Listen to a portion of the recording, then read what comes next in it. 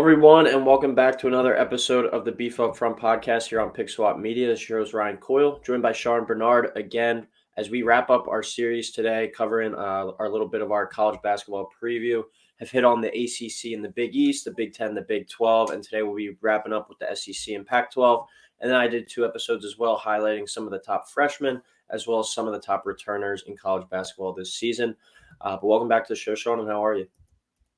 Yeah, doing well. Excited to wrap up the college basketball segment. Kind of got most of them, a little bit of the late night action, and we're talking about the games and the teams we're talking about here. But excited to get into it and talk some hoops. All right. Well, we'll start off with the SEC today. We'll run through that just like we have the past few, going through our top 3 teams, an underrated team, as well as an overrated team, and then our all-conference team. So without further ado, you want to start us off with your third-place team in the SEC this year? Yeah, my number 3 team in the SEC, I have Tennessee. Coming off a season which they got our 3rd seed heading into the tournament, returning 4 of their top 5 scorers, which the continuity is a big thing for me when looking at these college teams, especially in the era of transfers and everything else that's going on in college sports. I like to see that. Josiah Jordan-Jones and Santiago Vescovi. Do you know how to say that? Vescovi, yeah. Vescovi, all right. Those just seem to be the 2 money guys. Vescovi averaged 13.3 points and shot 40.3% on three-pointers last year. They also added a 5-star wing in Julian Phillips. So I like Tennessee this year, and I got them as my number 3. Yeah, my number 3 team is actually going to be Texas A&M this year. They're a team that is, I don't believe, ranked in the top 25 to start, but they're a team that over the tail end of the season last year really finished strong. They made a run all the way to the NIT finals before they lost, and they were the first team or the second team, I believe, out on the bubble last year. But this is a team kind of like TCU. One of the main reasons why I'm high on them is they return pretty much everyone. They have one kind of key guy, I think, to that lineup in Quentin Jackson, who left. He averaged 14.8 points per game last year. But they return Henry Coleman, Tyrese Radford, and Wade Taylor, all who averaged over 8 points a game. Radford is going to be a senior guard this year. He averaged 10.9 points and 6.2 rebounds per game. He's a guy that I'm going to be keeping an eye out for. And then when you look at Buzz Williams coach teams in the past, whether it's Marquette or Virginia Tech, he usually gets it really going and makes them kind of really relevant in that 4th year. And this is his 4th year in Texas Station down at Texas A&M. So I like them to make the tournament this year as like a 5 or 6 seed and be one of the better teams in the SEC. I think he just gets the most out of his guys. He never has the most talented teams or the best players, but he always finds a way to get these guys playing hard. And it's kind of year 3 or year 4, that kind of hard-hitting culture, I think, that he implements with his guys usually comes to the forefront around year 3, year 4. And I think we see him take off this year, added some nice pieces from the transfer portal as well. So I'm really high on the Aggies coming into the season. Yeah, I like to hear that. I don't have the Aggies anywhere in my top 3, so good shout there. To move on to my number 2, I have Arkansas. There's a lot of turnover going on with Arkansas. Eric Musselman obviously at the reins there. They enrolled 3 5-star recruits. They lost just about every meaningful player from last year's Elite 8 run, so a lot to figure out. Nick Smith is the guy I'm particularly high on, a 6'4" combo guard, a guy that's a projected lottery pick, and I think going to be a huge player for the way that they play. At least 4 impactful transfers too, so they're going to have a lot of new pieces to figure out how to work, but I trust Eric Musselman to find a way, and I think Arkansas, when it's all said and done, are going to be just fine this year. Yeah, Arkansas, I'll just kind of piggyback off that. They're my second place team. I think this is a team that we could see take some bumps and bruises at the beginning of the year because the only key returning guy from last year's squad is Devontae Davis. They lost J.D. Note, they lost Jalen Williams, Aldis Toney, Chris Likes. Those are 4 of their top players from last year. But as Eric Musselman's done in his time in college, has absolutely reloaded through the portal as well as brought in his highest ranked recruiting class yet. I mean, Nick Smith Jr., like you talk about, I think he will be the top college guy coming out of this year. We have obviously Victor, Scoot Henderson, and the one Thompson twin from the Overtime Elite. But I think by the end of the year, Nick Smith Jr. is going to be kind of that 4th guy in the top college prospect this year. Brought in the Mitchell twins out of transfers from Rhode Island. I believe they started their career at Maryland. They're real experienced college players. Anthony Black's another high-ranking freshman guard. This is a team that has a ton of talent, but I think they're going to take some time to gel. If I had to pick a Final Four team from the SEC, I think I would hitch my wagon to Arkansas. I don't think we'll see them in the top 5 at the beginning of the season, but when we look up at the end, kind of one of those teams that kind of like old kind of Kentucky teams where they would kind of lump their way throughout most of the season. And then once they hit January, February, they really hit their stride and found their way with all those young pieces. This is a team, though, with a nice mix of old and young, but missing all these guys who, I mean, you look at JD Note, Stanley Umide, Jalen Williams, Aldis Toney, those guys are putting up about 50 points from last year's team. So they got about 50 points they have to replace in the lineup. They certainly have the talent to do it. It's just a matter of putting the right pieces to the puzzle. Yeah, totally. And I think we will probably be on the same page for number one. I have Kentucky as my number one team this year. Oscar Tshiebwe coming back, the National Player of the Year, one of the few National Player of the Years to make his return to college. Doesn't happen very often. I'm happy he did because he's a guy I don't necessarily see the NBA ceiling on as much, but a guy that's cashing in on the NIL and a ton of other terrific additions coming into. Kentucky had a top 5 ranked recruiting class, bringing in guys like Cason Wallace, Chris Livingston. They brought in another center. I'm going to butcher his name, so I'm just going to skip it. But a guy from overseas who also has a super huge catch radius, very athletic, and shows a little bit of handle too. So I like what Kentucky is. John Calipari's done this before. They got bounced by St. Peter's in the first round last year, which is a loss that I think aged a lot better than most expected. And Kentucky, I think, is going to come back with a vengeance. Yeah, I'm right there with you. Kentucky won a few points for me.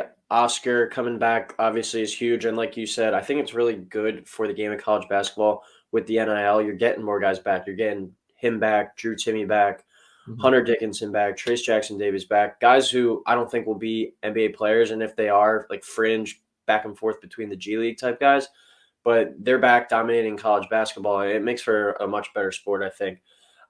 But going to that St. Peter's point that you made, this team is kind of different than most Kentucky teams from the past because they've been so reliant on heavy on one and dones. But this team brings back a lot of guys that were on that team that kind of have that poor taste in their mouth, and I think was like the driving force behind their offseason. You get Savari Wheeler, one of the top point guards in the country, Jacob Toppin, Damian Collins, Lance Ware, all guys who were rotation pieces from last year's team. Then you bring in C.J. Frederick from Iowa, one of the better shooters in the portal. And then a guy, Antonio Reeves, another pretty solid transfer addition out of Illinois State, to go with Cason Wallace, a top-ranked freshman. As always, Chris Livingston as well, Walker Horn. They bring in a bunch of high-level recruits as well to go with these old veteran players and the reigning National Player of the Year. Kentucky has to be your number one pick for the beginning of the year. But like I said, I think Arkansas ultimately by the end might have a higher ceiling, but you have to pick Kentucky, I think, at least for the regular season title. Yeah, definitely. And it's tough to doubt Kentucky and John Calipari at this point. It's just year after year. Surprised by the early exit last year, but like we kind of talked about, I think they'll be back and ready to play. All right. How about your overrated team for this year in the SEC? My overrated team this year in the SEC, I have Alabama.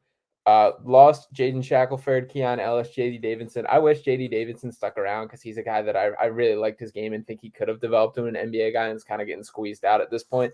Javon Quinterly recovering from an ACL, set to miss some time. They had the 3rd ranked recruiting class, which was impressive, but I just think there's too many mismatched pieces and not enough time to fit. Quiverly coming back like late in the season, I think is going to throw him for a wrinkle, and I just don't see necessarily the top end talent that we've seen from the Alabama teams in the past. Talking about like the Colin Sextons, the guys that have that kind of production. So I put them as overrated. Yeah, I could see that. They're a real Jekyll and Hyde team with kind of the way that they play up and down, shooting the 3 ball. If they're not making shots, if they don't have shooters on that roster, which I think kind of remains to be seen with some of the talent that they brought in, how consistently they can shoot the ball. But if they're not shooting the ball with the style they play, they're certainly going to struggle. But then they're also a team that has a super high ceiling if they are making shots. It's kind of what we've seen from them over the past few years. That's the reason why I have my overrated team as Tennessee, actually. It feels like every year under Rick Barnes, they're kind of the same exact team. They don't really have alternate identities. They're going to bring in a bunch of highly ranked recruits, mix them with some talented and experienced veterans, have a lot of athletes, great length, play awesome defense, be like a top 5 defensive team in the country. But then they struggle to shoot, and they have a bunch of guys who, at the end of the day, like look like football players sometimes, and it's hard for them to consistently shoot the ball well from the outside. When you're that muscled up, they're like almost too big. It kind of sounds stupid to say, but there's a real like point of emphasis behind that, I think. And it seems like every March they're kind of getting upset by double-digit seeds, and that's kind of limited their ceiling, I think, over the years. They just don't have enough scoring on the outside. Vescovi's back, though, as you touched on. He should contend for a spot on the first team SEC roster. But they're going to have the same makeup, and they're going to beat up a lot of teams. They're going to beat up on lower ranked teams throughout this conference, like a South Carolina or like a Missouri. They're going to handle those guys easily. But if you get matched up with a mid-major team that runs some creative offensive sets that you don't typically see throughout the season and that have a bunch of shooters that can space the floor, they're going to struggle again. So I think they might need kind of an identity change, or it's just going to be the same thing, round of 32, maybe Sweet 16 if they're lucky. But don't get me wrong, they'll be good, but I think a little bit lower than we kind of normally see, and maybe more like a 6 or 7 this year. Yeah, and to touch on Tennessee, not to swing it into the Sixers mode, but Jaden Springer is a guy they drafted out of Tennessee who I think kind of embodies a little bit of the Tennessee program in the way that he's super athletic, super muscular, but just hasn't quite figured out how to play basketball. And he was there with Keon Johnson as well, he's more polished than Jaden Springer. Springer obviously hasn't cracked any minutes with the Sixers. Tobias Harris went to Tennessee too, so I guess Sixers are looking at Tennessee a little bit. But either way, the point being, like I don't necessarily see the polish. I still think they're going to end up a little higher than I think you have them, but I definitely see your point there for sure.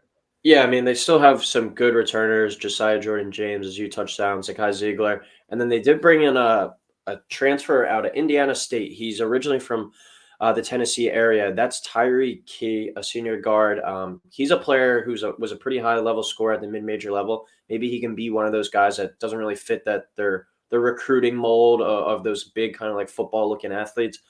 Maybe he's able to provide them a little bit of a scoring boost, but remains to be seen with this Tennessee team if they can kind of switch their identity from what's not really helped them in the tournament the past few years. But off our overrated team, what's your underrated team in the SEC?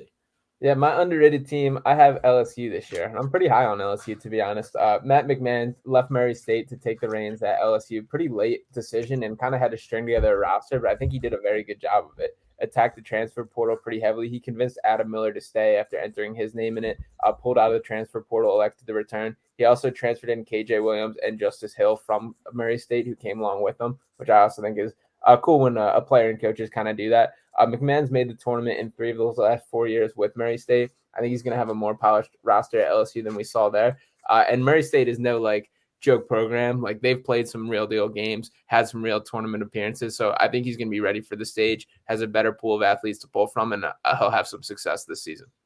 Yeah, I like what he did in the portal as well, because once Will Wade got fired and kind of all that recruiting allegation stuff, I think a lot of guys left because they're worried that they might not be able to get to play in the tournament.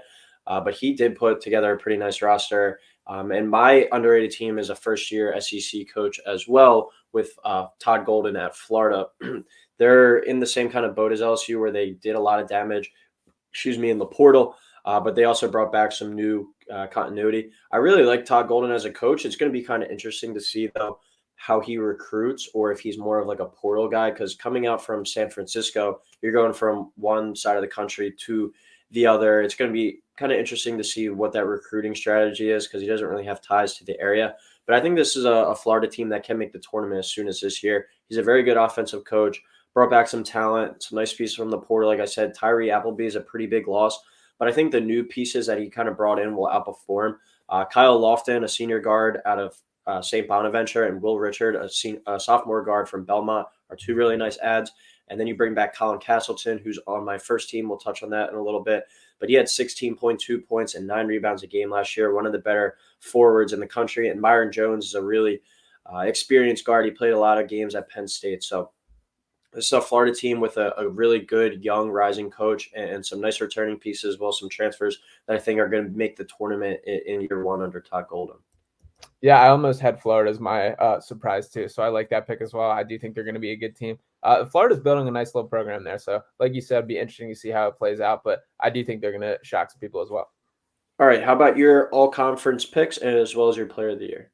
Perfect. So start out with Oscar Tshiebwe. No real surprises there. Guy that averaged 17.4 points and 15.1 rebounds last year. Next up, Nick Smith out of Arkansas, the number 3 prospect in the class, a guy that's going to be super necessary to their success, and I like a great deal. Santiago Vescovi, another kind of going to be necessary to Tennessee's success. If he plays well, if the team plays well, they're going to need him to play well, and I think he's going to put up some pretty impressive numbers this year. KJ Williams out of LSU last year averaged 18 points, 8.4 rebounds, 1.4 steals at Murray State. Going to make that leap to LSU, and I think the production is going to follow. And then Javon Quinterly, I have 23 years old, a guy that started his career at Villanova, averaged 13.8 points, 4.2 assists, and 3 rebounds last year. He had a dip in his three-point shooting. In 2021, he shot 43.3%. Last year, he shot just 28.1%. So I think once he comes back, he's going to make a strong impact and have a little bit of a bounce back in that area. Yeah, he's a guy who, when healthy, has been probably Alabama's most, I think, impactful player over these past few years. He is coming back from that knee injury, but he should be back. I think I saw by hopefully December. These ACL injuries, I feel like the recovery time's getting quicker and quicker every single year. It's pretty crazy. But I got some similar faces on my team. I got Nick Smith out of Arkansas, Cason Wallace guard, highly ranked guy out of Kentucky. Then I got Santiago Vescovi out of Tennessee.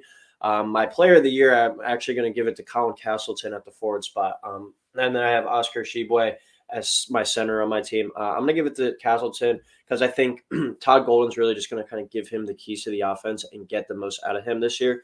And then when you look at Tshiebwe, he was so dominant last year, going 17 and 15. I don't know if he's able to replicate those numbers this year. Maybe more of a 15 and 12 type guy. He won every major award last year. I feel like we see this in college sports a lot, where last year Drew Timme going into the year was the unanimous National Player of the Year pick, and he didn't win it. It's kind of hard to replicate that success back to back. That's why we've never seen a college football player win the Heisman more than one time. So I'm going to go with Castleton as my player of the year. Averaged nearly a double-double last year. He's got a guy who's trying to play himself into a potential NBA draft pick. I think he has a nice year, averages that double-double, and is my player of the year out of Florida, as well as my most underrated team. Perfect. And I had Oscar as my player of the year, if I didn't make it clear. But yeah, I can see that argument as well. He's got a high bar to reach up to. But I do think just the energy he brings and how important he's going to be to Kentucky, I still think he's going to follow through and at least be in the mix. Yeah, I just feel like if he doesn't at least put up the same numbers as last year, if not better, voters are kind of going to look down oh, you got worse. But just in reality, 17 and 15 every night, it's a pretty hard thing to replicate. Yeah, and even watching him, that there's his points are primarily putbacks, and it's not like he had much created for him. So I think there is potential for him to take a leap, and just the energy and effort he plays with, along with his size, I still think the numbers can be pretty impressive. Yeah, just like we've kind of been talking throughout, this is as weird as it is, with all the perimeter players and outside shooting we have, all the best players in college basketball right now are big men. It's kind of crazy. All right, now we'll transition over to the Pac-12. Talking before, this is probably the conference I feel like I know the least about, kind of pay attention to the least, just because it's that late night stuff. But this is those Saturday night games where you're out at the bar, and these are the games that are on. So still find a way to get our eyeballs on these games. But want to start us off with your third place team in the Pac-12 this year? My third place team, I have Oregon, and I think this is going to be a funky looking weird team. A lot of 7-footers, but I do kind of like them. Dan Altman at coach. They got a 5-star 7-footer in Khalil Ware and former 5-star in Nafali Dante, who are going to be the primary big man down low.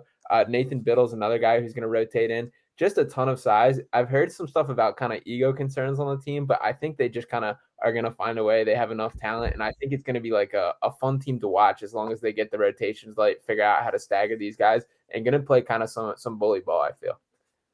Oregon's one of those programs, kind of like I was talking about with Arkansas earlier, where I feel like each year they add a lot of new pieces and they take some time to kind of get to where they want to be. But come March, they're going to be the team you don't want to play. It wouldn't surprise me if they were kind of playing poorly throughout, November, December, January, but February and then into March, they play themselves onto the bubble. They get in as that 12 seed in the first 4 game, and then they rattle off a few wins and get to the Sweet 16. It seems like they're one of those programs where they just need to get some time going, and Dana Altman is such a great coach. You can't really go wrong with picking them. I'm going to go out on a bit of a limb here. I think the Pac-12 is going to be the worst league out of the leagues that we've covered this year. I think they have the potential to maybe, if things go as poorly as I think they could, maybe only get 3 teams in. So I'm going to go out on a bit of a limb here, and I'm going to take Stanford as my third place team. A lot of people have them making the tournament, but like kind of right on the bubble and sneaking in. But I think we look back and they make it pretty comfortably in terms of going between like 7 and 9 seed, where they're not having to sit out on Sunday and sweat it out. I'm super high on Harrison Ingram, and I think him returning for year two after being a highly ranked guy coming into Stanford, I think that's being here for this second year is going to be great for his development, and he's going to take a big leap this year. The main reason I have Stanford kind of propelling into this top three. Jared Hayes has to make the tournament this year, the head coach, or I think they're going to move on from him. He's kind of underperformed despite getting some really highly recruited guys like Harrison Ingram, Zaire Williams too. So he knows that he needs to kind of be like on his best behavior, have his best coaching job this year. Spencer Jones is another really solid returner, averaged 12 a game last year. And they added Michael Jones in the transfer portal from Davidson. In their first game against Pacific, I believe he put up 27 points and hit, I think, 6 3-pointers. So as a guy coming from Davidson, where we know they love to shoot the three ball, I think that should be a good fit here. When you look at Stanford, though, from last year, they struggled to score, only putting up 66 a game. But I think if Ingram takes kind of this second-year leap I'm expecting, it's going to open up everything for Stanford and give chances to guys like Jones to shoot the three ball more and kind of have a more spaced floor. But Stanford, I think, is going to open up some eye this year. I'm going to go out on a limb and say that. Yeah, I like Ingram a whole lot too. I'll get into him a little bit when we get into the player or all conference teams. But yeah, I'm a fan of him. To move on to number two, my number two pick, I have Arizona. Lost a ton last year. Ben Mathurin, Christian Coloco, Dalen Terry, all doing their thing in the NBA now. Each one of those guys having impressive starts to the NBA and playing in like the regular rotation for their teams, which is impressive stuff. But looking at what they still have, 6'11", Azuolas, Tubelis averaged 13.9 points, 6.2 rebounds in just 24.6 minutes per game last year. I think he's going to be ready for a larger role this year to step in, play the Coloco kind of minutes. Also brought in Texas transfer Courtney Ramey, 106 career starts. He's a solid three-point shooter, which I think is going to be important, just spreading the floor. We know Arizona's kind of built a solid foundation as a program. I think they're going to be just fine. And kind of what you alluded to with a kind of a weak Pac-12, I don't think this is necessarily one of the more superior Arizona teams that we've seen, but I think they're still the second best in the conference. Who's Coloco running with in the NBA? Raptors. He's playing too, yeah. Yeah, wow. Yeah, so that's kind of – they're my second-place team as well. And I think when you look, that's a pretty significant amount of loss from a number one seed with Mathurin, who's killing it. Isn't he averaging nearly 20 a game off the bench? Yeah, he's if it wasn't for Paolo, he'd be the rookie of the year, but he's second in the running, which isn't bad. And then Dalen Terry, I was looking at his numbers the other night, not doing much, but still a second-round pick there with the Bulls. And then, like you said, Coloco playing for the Raptors, who seem to always turn out pretty good big men. Those are three pretty significant pieces. And they really surprised in year one under Tommy Lloyd. We knew they were a talented team from the players Sean Miller had, but we didn't. I didn't, at least, and most people I think didn't expect them to have that success and get that one seed. They were in play for like almost the number one overall seed. They played a real up and down style though, great pace. That's what Tommy Lloyd, former assistant at Gonzaga, kind of brought with him. They averaged 84 a game last year, which was third in the country. It's going to be interesting to see if they can replicate those numbers with the key pieces they've lost. But Tubelis is back. I know a lot of national media people are super high on him. Kirk Carissa, one of the funner, like shit talker, kind of slap the floor, guard you 94 feet type of guys. He's not the best overall player, but he has that dog in him that every team needs. Pell Larson, another good piece. And then, like you touched on, bringing in Ramey, he was probably a top 5 transfer, I guess, with all the experience that he had at Texas. That's I think that'll be a pretty flawless transition there. But it's going to be something to watch if these kind of next core group of guys can step up and take the reins from those 3 guys that they lost last year. I expect them to contend for 1 seeds going forward in the future at Final Fours, but not this year. I think this team's more of a 4 or 5 seed. And if they aren't like shooting it well, if they're not able to control the pace, get up and down the floor, how do they win? I mean, can they beat you in multiple ways like the really good teams can? That is something that remains to be seen with Arizona, and I'm intrigued to watch from them this year. Yeah, absolutely. And to move on to number 1, and the team I definitely feel most confident in, that's UCLA. And just bringing back Tiger Campbell, Jaime Jaquez Jr., just 2 seniors that are going to be super key contributors and guys that have proven that they can do it at this level. Also brought in 3 top 10 freshmen. Number 10 overall, Amari Bailey is kind of the lead guy there, combo guard, a guy that has a really intriguing skill set and will probably make the NBA leap following his time at UCLA. I just love Tiger Campbell from like a college basketball kind of aspect. He's kind of just embodies what I expect from a point guard in that. I've loved that he's stuck around this long. I'm curious to see what his kind of future holds, but I think this UCLA team has the continuity. They have the team. Mick Cronin, I think, is an awesome coach. I love how fired up he always kind of is, and that reflects on the team. So I got UCLA making some noise this year. Yeah, UCLA is my number one in the Pac-12 as well. I think they're the clear-cut number one team. I think they're Final Four good. And it's pretty crazy to say that when you look at the guys who they lost. I got it here in front of me. Johnny Juzang, 15 a game. Jules Barnard, 12 a game. Cody Riley, 7 a game. Miles Johnson, 3 a game, but he was a really valuable piece on the glass, 5 rebounds. And then Peyton Watson only averaged 3 a game, but I believe he was a late first-round pick there by the Nuggets, right? Yeah, I think it was the second round, but it blew my mind the way he was kind of getting draft buzz and then actually got drafted. Like looking at like what little tape there was of him, but yeah. Yeah, I mean, so you lose 5 guys like that, and then you still bring back some crazy experience with Hawkhead and Tiger Campbell. This is still one of the most experienced teams in the country. I feel like I say this a lot on the podcast, but this guy is such a good coach, and Mick Cronin, he's probably in my top 5. And then you bring back Jalen Clark as well, who was on the all defense team last year in the Pac-12. Lost a lot, but they bring back a ton of experience. I think they're a Final Four caliber team. One of my favorite things about Mick Cronin, though, is he gets his guys to play hard no matter what the circumstances are. I remember it was still when he was at Cincinnati. They got out rebounded in a game by like 10 or something. And like he literally went to like the football locker room and offered them to like come and try out for the team like the next day. Cause he's like, I know that they'll play hard and get me rebounds.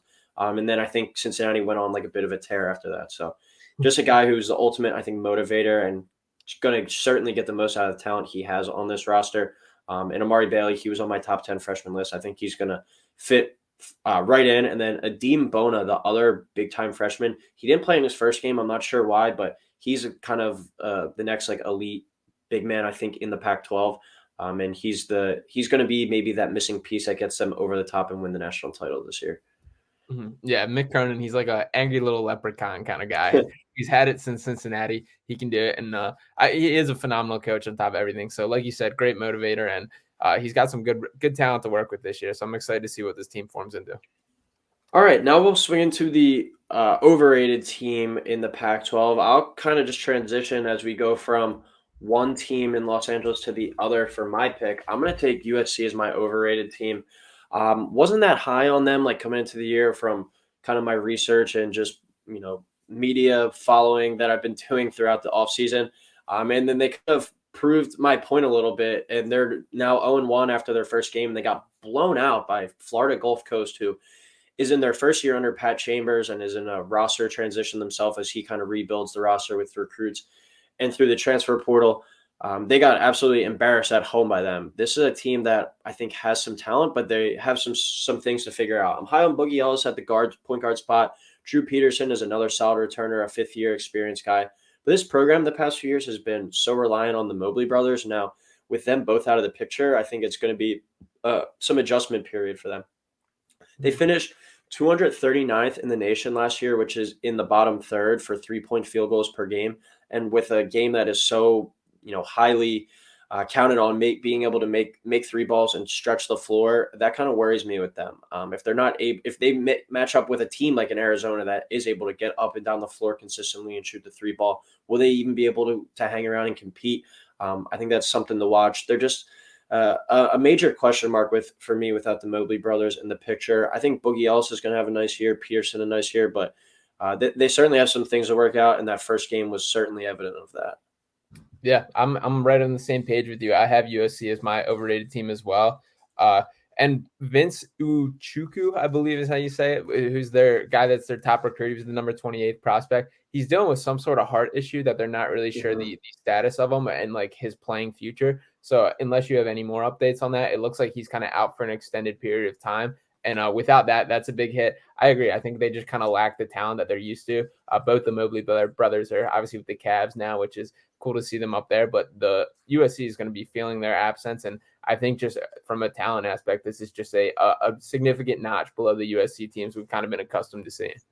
Yeah, and they were a team that I'm not the biggest proponent of like the deep end numbers and analytics, but the analytics didn't really like them last year. I think they I want to say they only lost like 6 or 7 games in the regular season, and they still got like a 7 seed.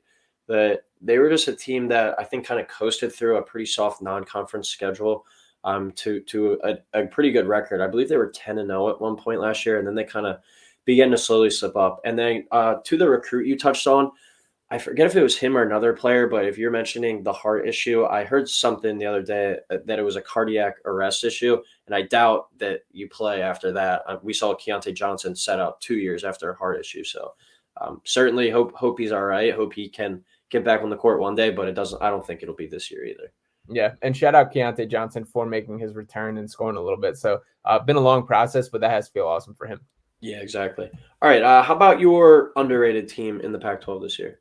My underrated team I'm going with is Washington this year. Got bringing in Kentucky transfer Keon Brooks Jr., Washington State transfer Noah Williams, Frank Kepnang, I believe is how you say that, a transfer from Oregon, one of the many 7-footers that they have on roster bring in. So it feels like they kind of brought in kind of the guys with the tools. The Kentucky transfer specifically, Keon Brooks Jr., I'm pretty high on, and especially with guys that transfer from Kentucky. In that type of situation, I feel like guys just kind of get swallowed up by how many like ball dominated and just how few shots there are to go around. That I think he's going to benefit from having this opportunity. And as a whole, I just think Washington is attacked the transfer portal well, succeeded in it, and I'm excited to see what they look like on the court.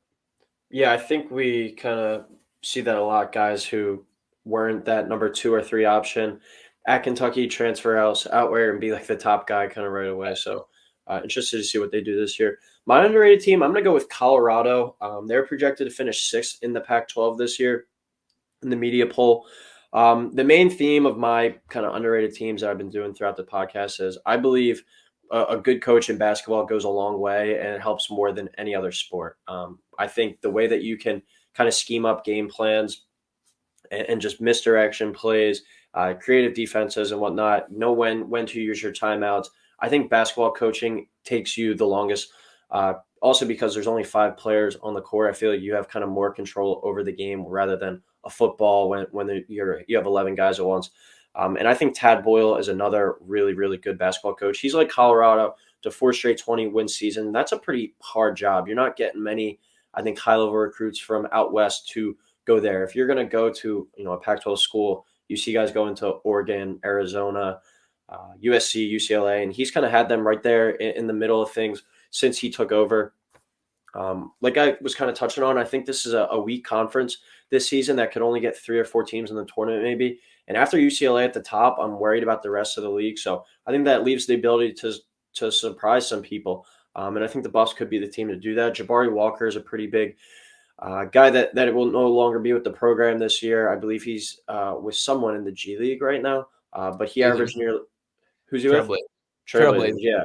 He was a nice piece for them last year. He was their main guy, averaged 14 points, nearly 10 boards. He was their main kind of star. But I think this group, it will be like a very good cohesive team and work together, not really have 1 or 2 guys at the top that they're relying on. Tristan Da Silva is a pretty nice returner. And then they added 2 pretty high-level Ivy League transfers with Jalen Gabadon and Ethan Wright, both Ivy League guys. So no question whether they'll be able to fit in with their high basketball IQs. That pretty much goes to say for itself. So Colorado is a team I think kind of lying in the weeds and has a chance to maybe creep up into that top 3 or 4 of the conference this year.